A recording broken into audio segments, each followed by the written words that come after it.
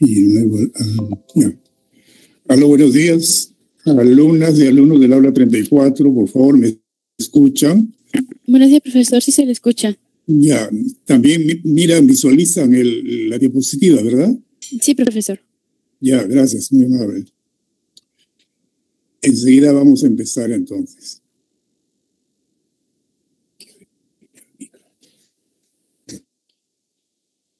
Dime para hacerlo yo. ¿Acá?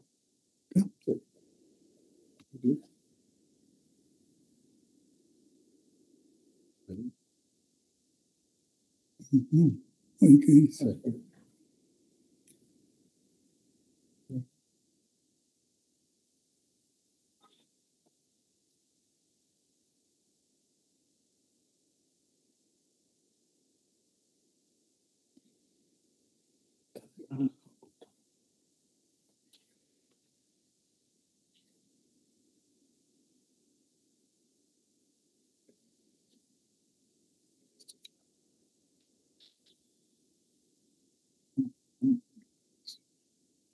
Ay, caramba, empezar nomás.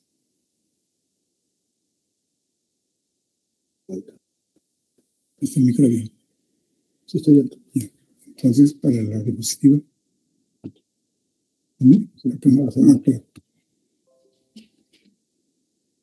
Aló, disculpen la interrupción. Ahora sí empezamos. Nuevamente, por favor, ¿me escuchan, verdad? Sí, profesor. Ya, muy bien, empezamos. Vamos a desarrollar nuestra clase correspondiente a la segunda semana de literatura. Soy su profesor Hernán Núñez y saludo a todas y todos ustedes. Vamos, pues.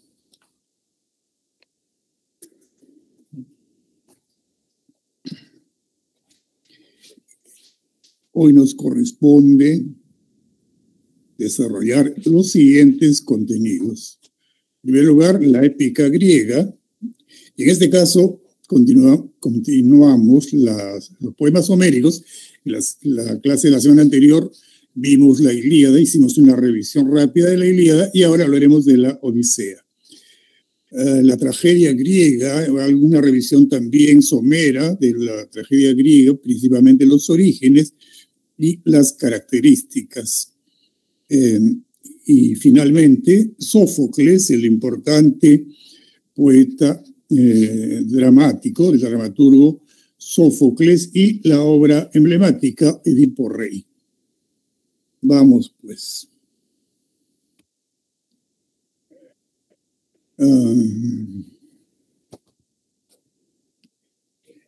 En la épica griega, efectivamente, destacan estos poemas homéricos, como lo dijimos la semana pasada en la clase introductoria. La Odisea.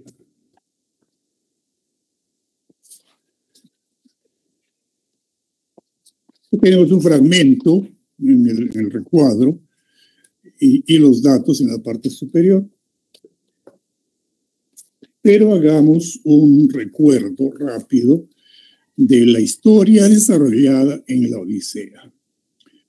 La epopeya, titulada así, la Odisea, por el nombre del protagonista, Odiseo o Ulises, gira en torno al regreso de Odiseo a su patria, a Ítaca, la isla de Ítaca, donde él era el rey, que era su ciudad natal. Desde luego, esto ocurre cuando termina la guerra con Troya, de los griegos con Troya, y la derrota de la ciudad de Troya. Recuerden que en la antigüedad las ciudades eran ciudades-estado, por lo tanto reinaba en cada ciudad un rey.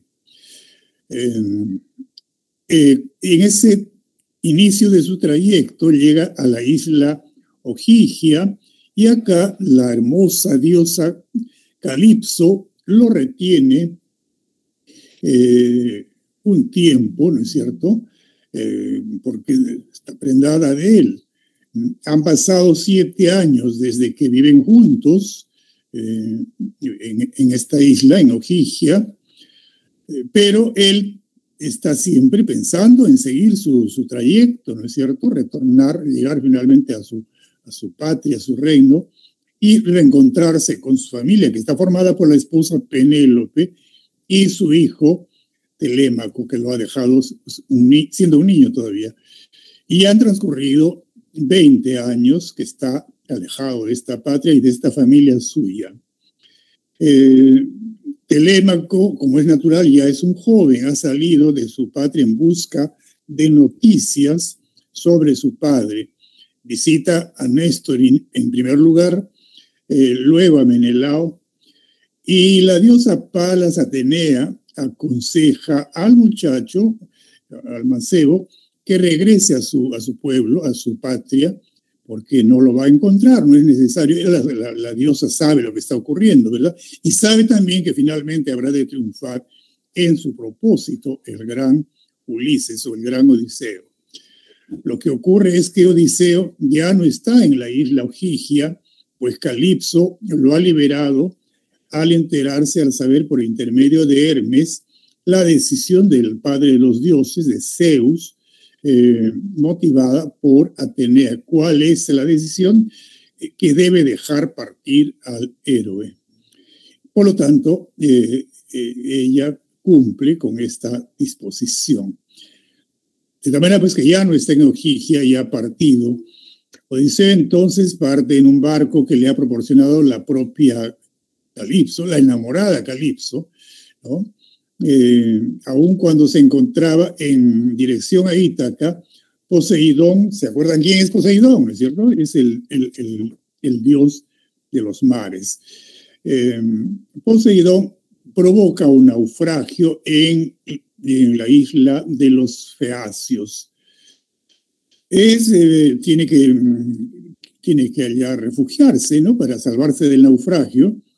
Él es bien recibido por el rey Alcino y su hija Nausica, que le ofrecen hospedaje y le rinden honores, saben de la fama. Ya ha trascendido la fama de Odiseo, de Ulises.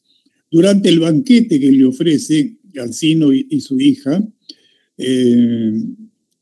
un ingenioso Aeda, un poeta, un adivino, relata el final de la guerra de Troya para los presentes, porque hay varios invitados, ¿no es cierto?, para información de los presentes,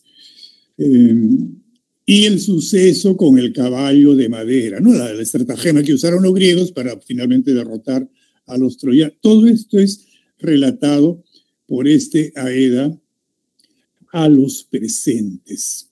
Odiseo entonces, al escuchar este relato, se emociona, porque se trata de sus propias acciones, ¿no es cierto?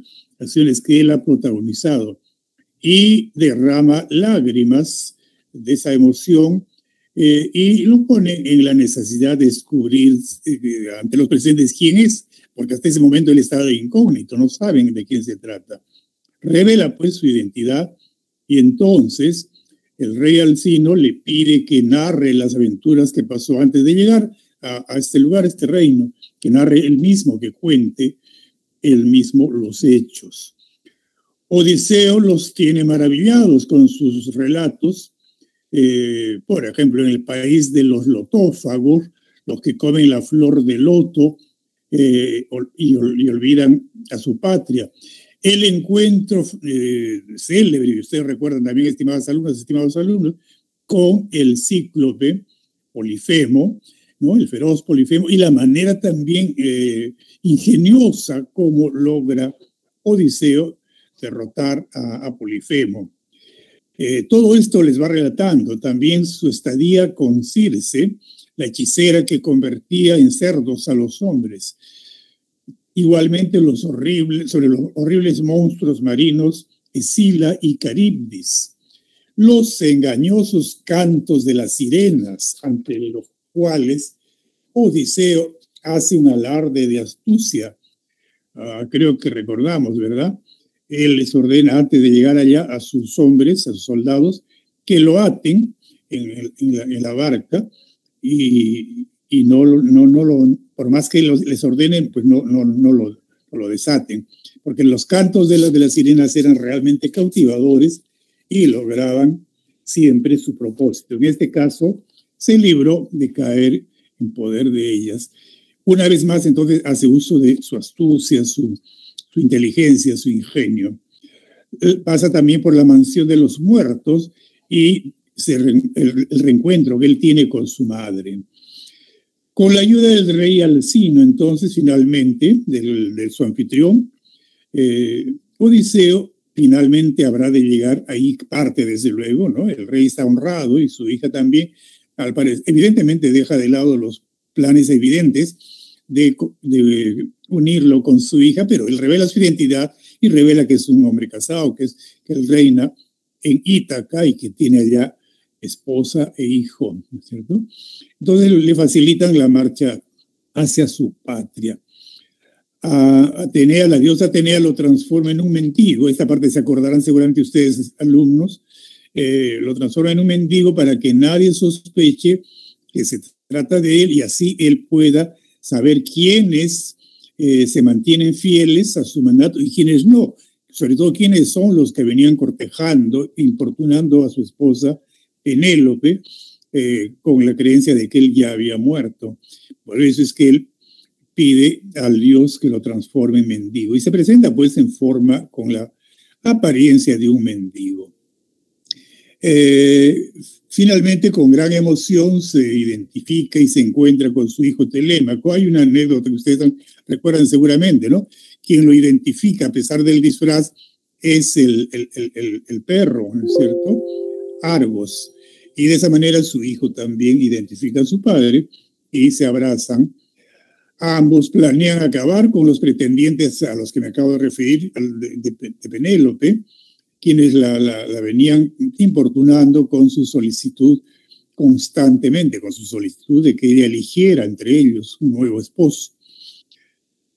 Ella no sabía cómo evadirlos, esta historia la conocemos, ¿verdad? Pues descubrieron que destejían en las noches lo que avanzaba durante el día y entonces ya no saben cómo salir del aprieto. Esto ocurría antes del retorno de la llegada de Odiseo.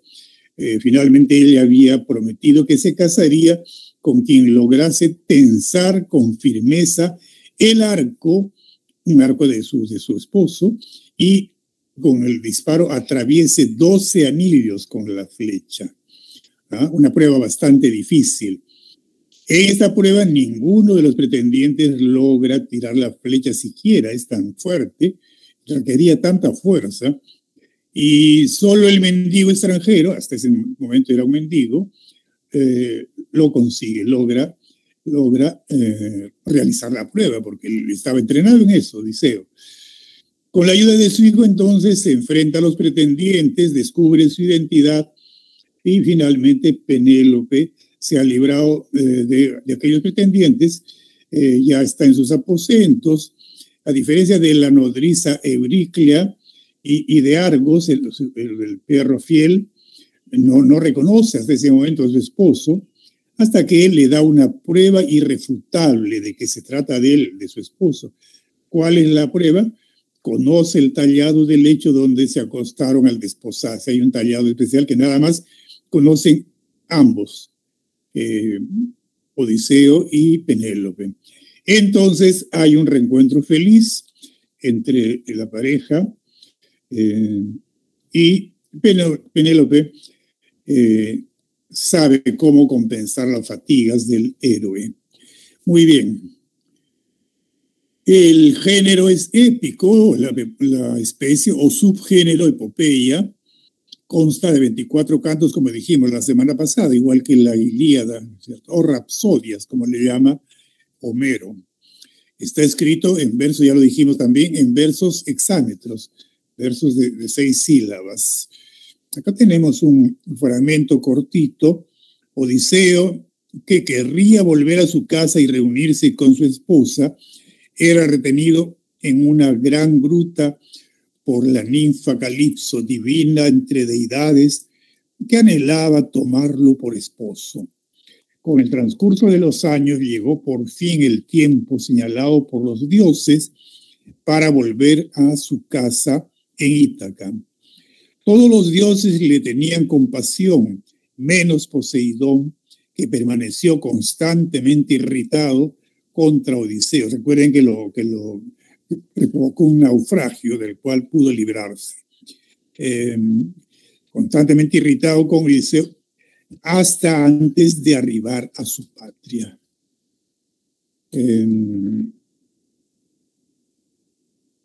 A manera de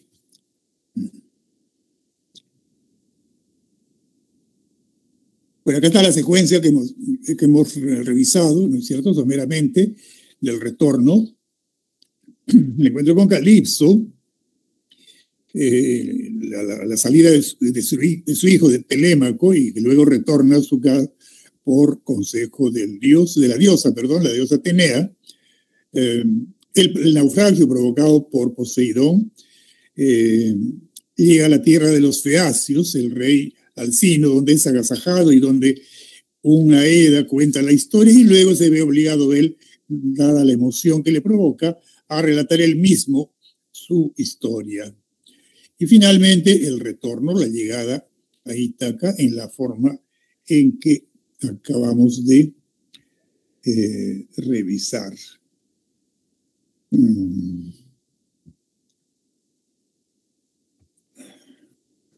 A manera de comentario podemos decir que en el poema prevalece el mérito de la astucia e ingenio del héroe. La inteligencia de Odiseo está protegida por Atenea. En esta obra para Homero, la vida es un viaje difícil cuyos peligros son necesarios o es necesario afrontar para de esa manera realizar el destino personal. Entonces aquí hay una especie de rectificación aparente de la predestinación en la cual creían los griegos, ¿no es cierto? Puesto que se habla de la realización del destino personal mediante astucia e inteligencia para poder llevar a cabo el destino personal. De todas maneras, hablan del destino, hay una creencia en el destino, pero no es fácil lograr ese destino. Muy bien, pasemos a la tragedia griega. El origen o los orígenes y cómo se representaba.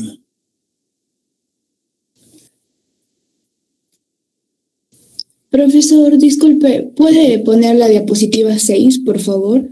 Para tomarle captura. Ya, claro. Estamos en la 6, me parece. ¿Sí o no? Esta es la 6. Sí. Ya, ahí nos detenemos un momento, entonces.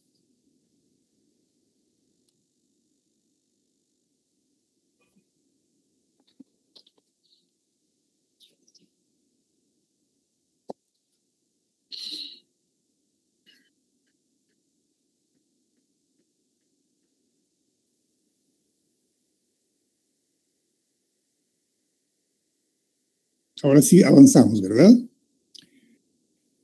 La tragedia griega, como decíamos, sus orígenes. La tragedia surgió del ditirambo. ¿Qué cosa era el ditirambo? Era parte de las fiestas en honor al dios Dionisos, que era el dios de la cosecha, de la producción, en forma de gratitud. El ditirambo era un canto coral en honor a este dios Dionisos, llamado Baco también. Este ditirambo se realizaba a través o por cuenta de un coro integrado por los coreutas, es decir, varios actores. De este coro, tiempo después surge un solista, un actor principal, vendríamos a decir en términos actuales del teatro actual, ¿no es cierto? Un protagonista. Surge un solista que a veces se configura como director o corifeo, que dialoga con el coro. A veces la forma en que se va individualizando la actuación. Bueno, luego, a lo largo del tiempo, esta evolución prosigue hasta el teatro como lo conocemos hoy. Pero inicialmente se perfila como un director o corifeo que dialoga con el coro o responde al coro. Posteriormente, más adelante, este solista, como acabo de decir, se convertiría en el actor protagónico, cuya designación griega significa el que responde. Es el significado de actor protagónico en los inicios de esta tragedia griega. Por otro lado, tragedia significa canto de los machos cabríos o también oda en honor de los machos cabríos. Es el significado, más o menos, la traducción un poco libre de la palabra tragedia. Las competencias trágicas se producían durante las grandes dionisíacas o urbanas, es decir, parte también, igual que el ditirambo, de las fiestas en honor a Dionisos.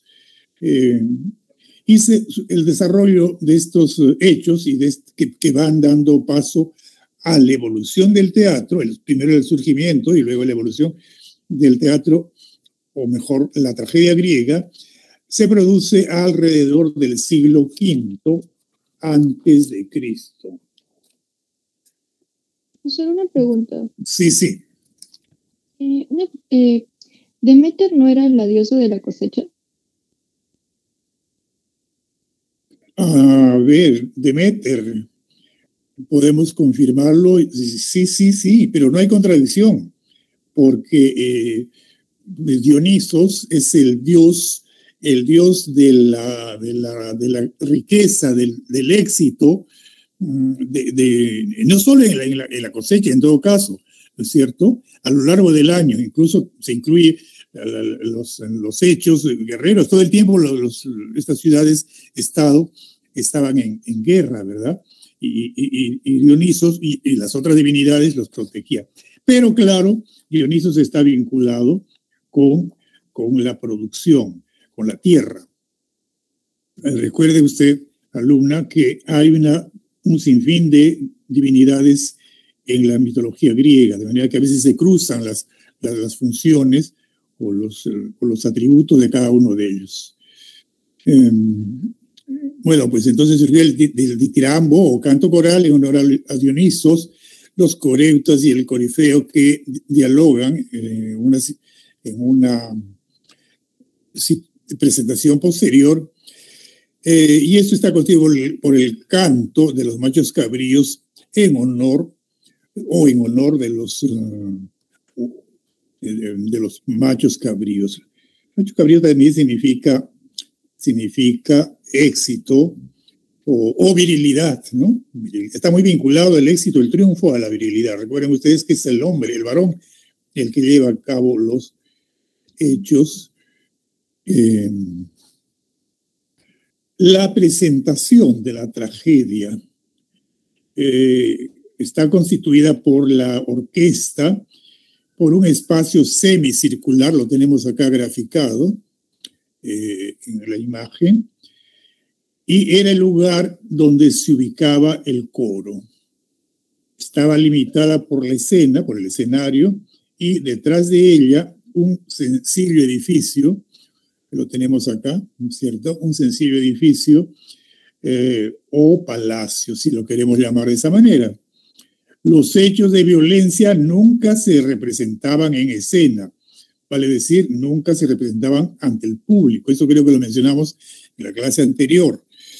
Y eso es importante, porque ya miren ustedes, en un tiempo tan remoto, anterior a la era cristiana, los griegos ya nos dan una lección importante de axiología, ¿no? Axiología. ¿Se acuerdan qué significa axiología? ¿Alguno podría decirnos qué cosa es axiología? Aquí llamamos axiológico. ¿Se acordaron? No, yo les hago recordar. El valor.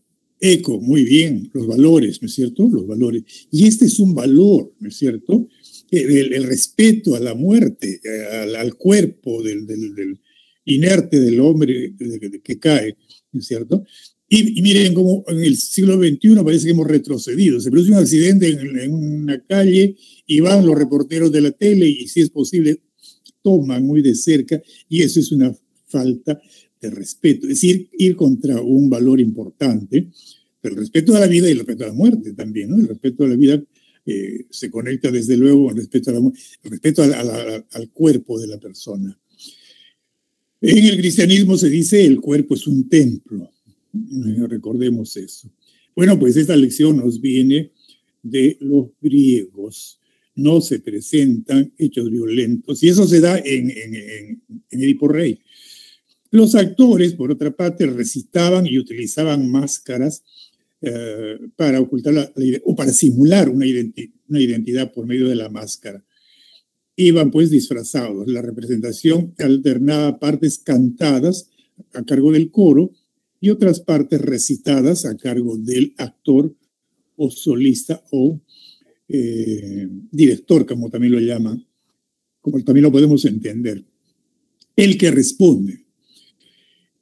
Finalmente, por una norma, por razones de culto, las mujeres no podían. Acá tenemos otro valor, miren, pero claro, este valor más bien ha evolucionado, y el hecho de que la mujer aparezca en público no va contra ningún valor en nuestro tiempo, pero en la antigüedad y incluso hasta entrado el cristianismo y en otras religiones, sobre todo en la religión ¿cómo se llama? La religión de los árabes que estuvieron en España, en la península ibérica muchos siglos, perdón, diga usted. Los musulmanes, claro, ¿no? Que tienen a su Dios, el rinde culto a Alá, para ellos el Dios es Alá, y su sacerdote, lo que para nosotros es Cristo, es Mahoma, ¿no es cierto?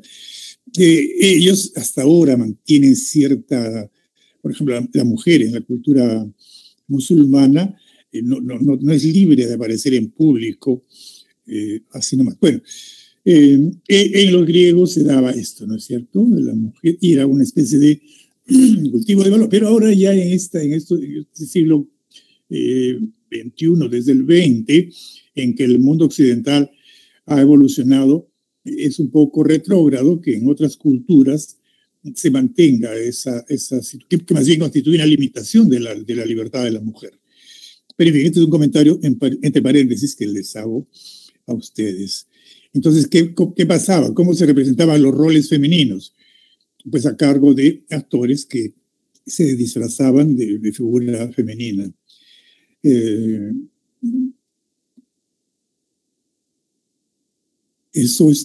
Todo esto está acá, ¿no es cierto? Cuando se representaba una tragedia durante las grandes dionisíacas, donde se representaba en el teatro construido en honor a Dionisos. La orquesta se ubicaba en el espacio semicircular y la escena, ya lo hemos dicho, fue destinado al actor detrás de donde aparecía un palacio.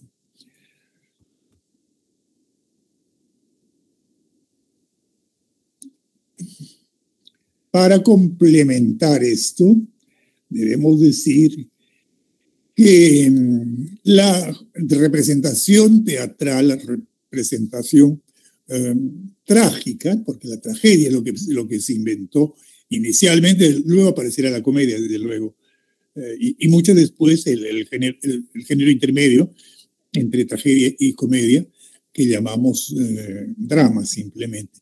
Entonces, en los inicios, el teatro griego está constituido por la tragedia. ¿Y cuál es la finalidad de la tragedia? La catarsis, concepto que conocemos, ¿no es cierto? Ustedes se acuerdan, queridas alumnas, queridos alumnos, estoy seguro que ustedes se acuerdan. Aristóteles, en su libro, en su tratado La Poética, explica la catarsis como el motivo que justifica la representación. Perdón, voy a beber un poco de agua.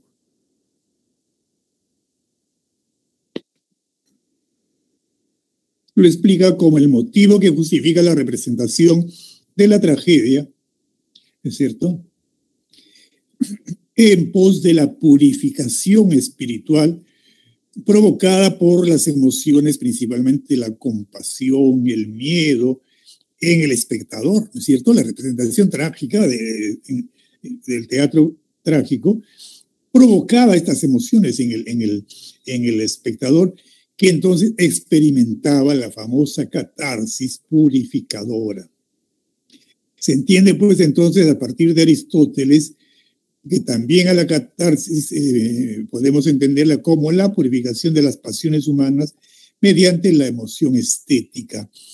Pero igualmente se entiende también como una liberación. Purificación y liberación, acá lo tenemos, ¿verdad? Purificación provocada por la compasión y el miedo. Purificación de las pasiones humanas mediante la emoción estética. Efectivamente, ¿no? Aún ahora nosotros podemos tener bajas pasiones, es muy humano. Todos podemos tener mentalmente bajas pasiones que sofocamos, que no les damos rienda suelta. Y en eso nos ayudan las experiencias espiritualizadoras. Si nosotros escuchamos un concierto de música, estimadas alumnas, estimados alumnos, o presenciamos un espectáculo cultural de teatro o de ópera, ¿no? Eso nos espiritualiza, nos aleja de lo que llamamos bajas pasiones. Ahora, ustedes estarán pensando, profesor, usted parece un fraile antiguo predicador. Claro, habría que ver, y eso nos tomaría mucho tiempo, qué cosas son bajas pasiones frente a la espiritualidad. Pero esencialmente somos seres espirituales, ¿no? Y también materiales. Avancemos. Sí, diga, señorita. Profesor, ¿qué es la emoción estética? La emoción estética es lo que acabo de decir. Yo estoy seguro que usted lo ha experimentado. Cuando escucha, dígame una canción que le guste mucho, me diga el nombre. ¿Puede decir una canción que le guste? ¿No recuerda? Cualquiera. Que no sea reggaetón, digo yo, ¿no? Porque el reggaetón, creo, a ustedes los chicos los invita a bailar. Bueno, pues una canción melódica, ¿no? Nos pone un poco románticos y nos olvidamos hasta de comer, ¿es cierto? Usted está escuchando y se compenetra y quiere seguir escuchando en su habitación, en una parte de la casa, y su mamá le dice, ya es hora de comer, pero usted ni siquiera siente hambre. Eso es la emoción estética, ¿no es cierto? ¿Por qué? ¿Por qué estamos tan compenetrados y que hasta nos olvidamos de nuestras necesidades fisiológicas? Porque estamos espiritualizados, ganados por la espiritualidad por medio de la emoción estética. Es la belleza en el sentido no belleza en el sentido de algo bonito materialmente, sino aquello que nos conmueve, y eso también es belleza, desde luego. Bien, debemos avanzar. ¿Qué hora es? Sí, estamos bien con el tiempo. Sófocles como autor importante en la tragedia griega. A ver, ¿qué podemos decir de Sófocles?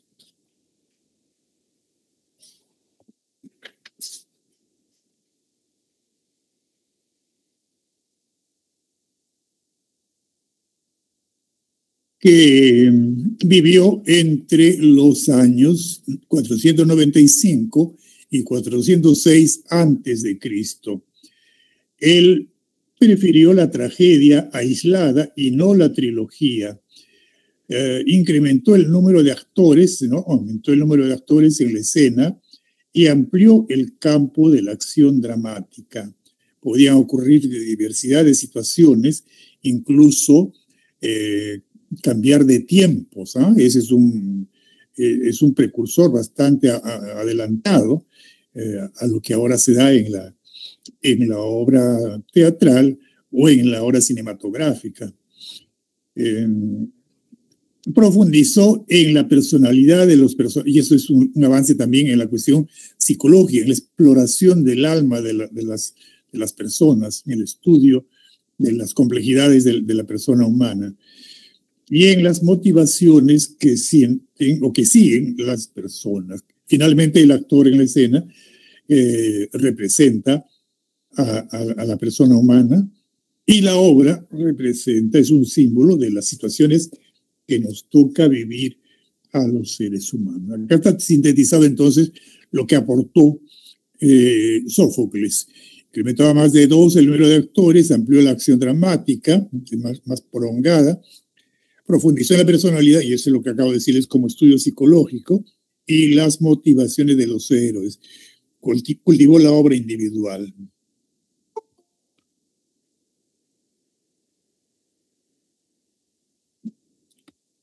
Vamos, Edipo Rey.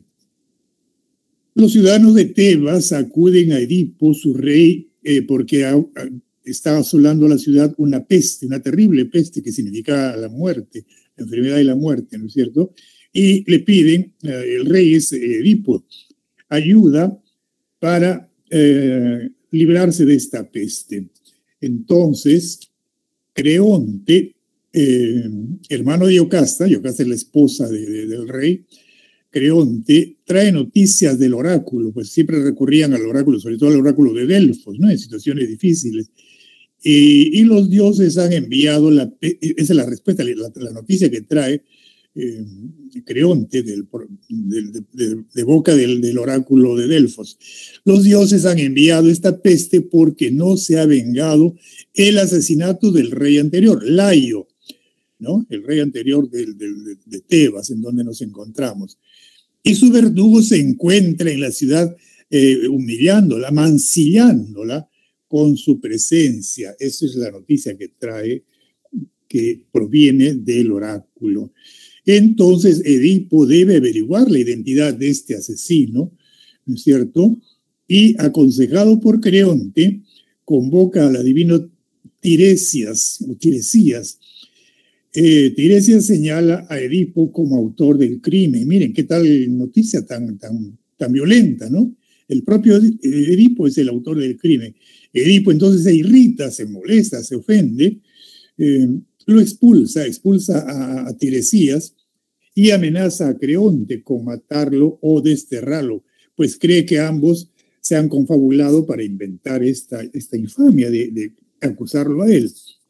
Iocasta, por su parte, al escuchar esto, intenta calmarlo y le revela que Layo murió a manos de unos bandidos en el cruce de 3 caminos. Para tranquilizarlo, le cuenta eso, ¿no? Ella sabe, es la esposa del rey anterior.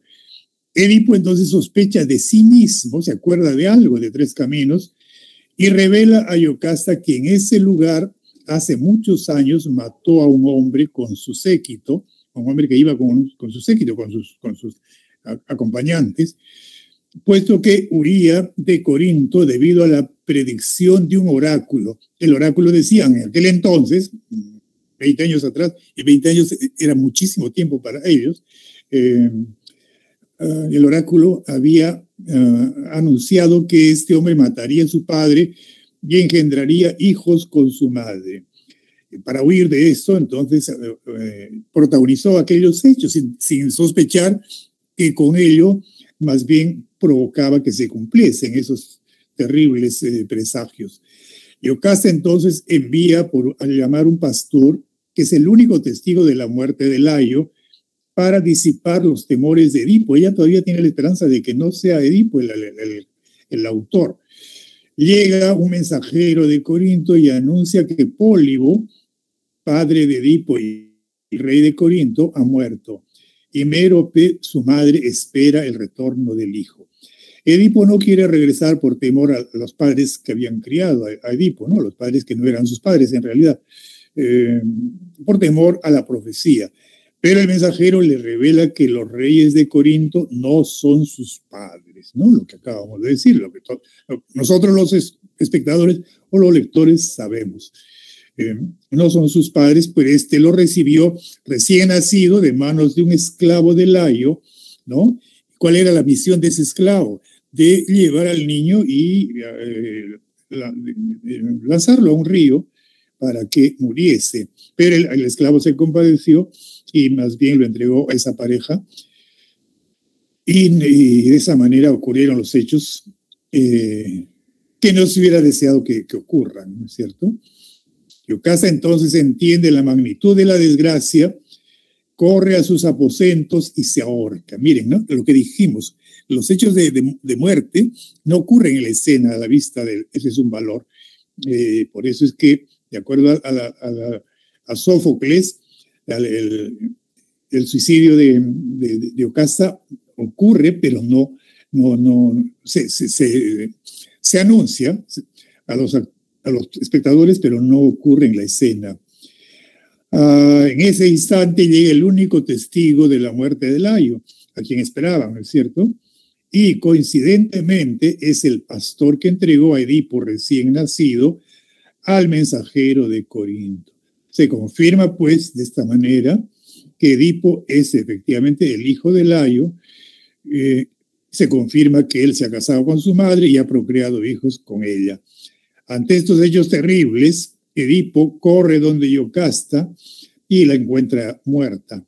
Él, por su parte, se arranca los ojos. El rey de Tebas deberá afrontar el destierro para aplacar la peste. Él mismo decide, ¿no?, autodesterrarse, y no solo eso, sino se arranca los ojos, y eso tiene un simbolismo, se mira mejor con los ojos del alma que con la vista física. He ahí la historia entonces desarrollada, lo que llamamos argumento, que lo tiene acá secuencializado. Tebanos le piden a Edipo que los libere de la peste. El oráculo devela la causa de la peste. Edipo investiga todos esos hechos terribles, pues descubre la verdad, ¿no? Terrible. La reina se suicida y Edipo se arranca los ojos y se autodestierra. ¿Cuál es el tema central de la tragedia de Edipo Rey? La limitación humana para controlar su destino. A veces, según ellos, el destino se cumple de todas maneras, por más que el hombre trate de rehuir cuando se entera por los oráculos que el destino que se anuncia es de temerse. Pero claro, esa era una creencia. Los griegos, estimados alumnos, avanzaron mucho culturalmente en el desarrollo del pensamiento y nos han legado ese progreso, pero en algunas cosas fallaron, en algunos aspectos se equivocaron. Por ejemplo, en esto de la predestinación. Hay una especie de superstición. Tan vinculada estaba la filosofía, la explicación que ellos tenían sobre el mundo y las cosas, que se arraigó mucho ese tipo de supersticiones. Con llegada del cristianismo, afortunadamente esto cambia, ¿no es cierto? Y más bien se determina que el destino, para llamarle de alguna manera, lo forja el propio ser humano con su propia voluntad, con sus propias decisiones, y eso está explicado en La vida y sueño, ¿no? En la obra de Fray Luis de León, como ustedes recuerdan. La limitación en controlar su destino. Ese es el tema central. Y a manera de comentario podemos decir que esta obra nos muestra la caída de Edipo, el de los pies hinchados. Era frecuente que los héroes de la antigüedad en la literatura tuvieran estos apodos. Desde la posición más alta entre los suyos, el rey de Tebas, hasta el extremo del dolor y el abandono, demostrando la incertidumbre acerca del destino del hombre. Ningún mortal, esta es una cita, es una frase tomada de la obra, ningún mortal puede darse por feliz hasta que no haya pasado el límite final de su vida libre de toda pena. Fin de la cita. El destino, pues entonces, alumnas y alumnos, actúa como una fuerza superior, una fuerza superior a la voluntad muchas veces de la persona, pero siempre por medio de la propia persona, del ser humano. Adicionalmente, Edipo aparece como chivo expiatorio, desde luego, ¿no?, al tomar las culpas de la ciudad sobre sí mismo, propiciando con su castigo, que se lo autoimpone, la salvación de los otros. Y esto es digno de encomio, digno de admirarse. Pero si analizamos, en realidad él no fue culpable de nada.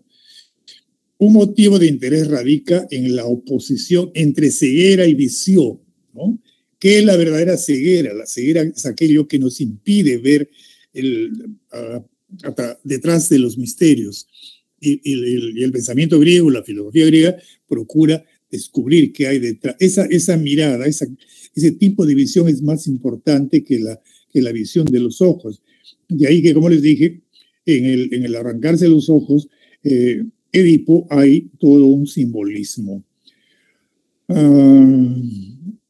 Aparece pues entonces como un chivo expiatorio y un motivo de interés radica en esta oposición que acabamos de decir. Finalmente, esta oposición entre ceguera y visión. La visión auténtica es interior, ¿no? Es uno de los mensajes que nos da la obra. La falsa es la exterior, la visión material física es falsa. La ceguera física representa la adquisición de la sabiduría, la visión interior. Bueno, pues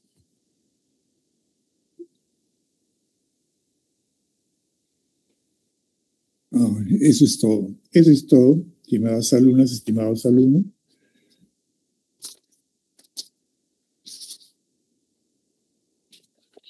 Tienen ustedes un fragmento de Edipo. Hay un parlamento. Antes de verificar, tenemos tiempo, pero perdón, vamos a ver.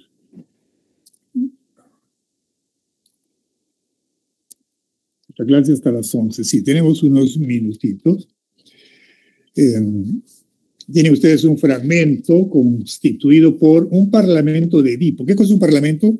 Creo que lo saben, ¿no es cierto? El parlamento es la parte que recita cada actor. Y hay un actor que representa a Edipo y recita un parlamento más o menos prolongado. Luego viene 3 líneas del Corifeo, un parlamento también largo de Tiresias, ¿no? El hombre que llega con las malas noticias, o Tiresías. Leamos hasta donde se pueda, creo que podemos leer el fragmento. Si lo tienen, por favor, el cuadernillo, ya sea impreso o ya sea en su propio ordenador. Edipo, oh riqueza y poderío y profesión regia que superas a toda profesión. Regia significa propia de los reyes. Sigo leyendo. A causa de la vida que facultáis tan atractiva para muchos, cuánta envidia se ocultan en vosotros, si es que solamente a causa de esta jefatura que la ciudad puso en mis manos, regalada, no solicitada. Él no la buscó, ¿verdad? Sigo leyendo.